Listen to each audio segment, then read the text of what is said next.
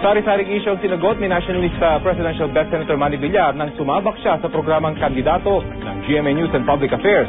Kabilang dyan ay kung handa ba siyang talikuran ng pagiging negosyante sakaling siya ay mahalal. Balitang hatid ni Arnold Claudio.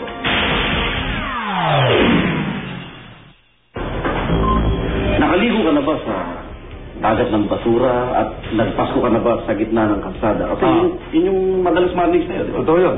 Nung bata kami, pag bumabagyo, naliligo kami doon sa kalye. Sa pasto naman kasi, medyo malakas ang benta ng ipon doon. Namamakyaw kasi kami alas 11 hanggang alas 12. Kaya, para makapagtinda kami sa umaga, kailangan alas 11, alis na kami. Kaya minsan inaabot kami ng Chibuela sa gitna ng kalsada. Muling iginit ni Senador Manny Villar na tunay siyang galing sa hirap. Ang tinatamasa raw niyang yaman ngayon, dulot ng sarili niyang pagsusumikap bilang negosyante sakaling maupo sa Malacanang. Paano nga ba hahatiin ni Senador Villar ang pagiging negosyanteng nagpalago ng yaman at pangulong namamahala sa bayan?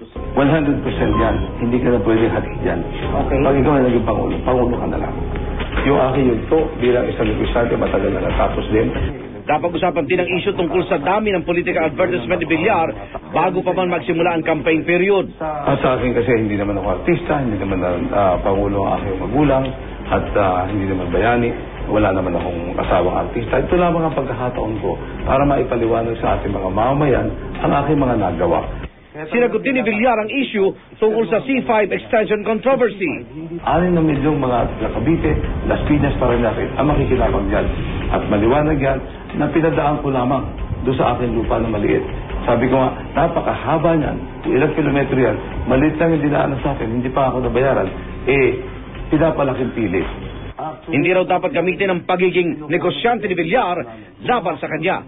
Handa raw siyang iwanan ito oras na manalo siya bilang Pangulo.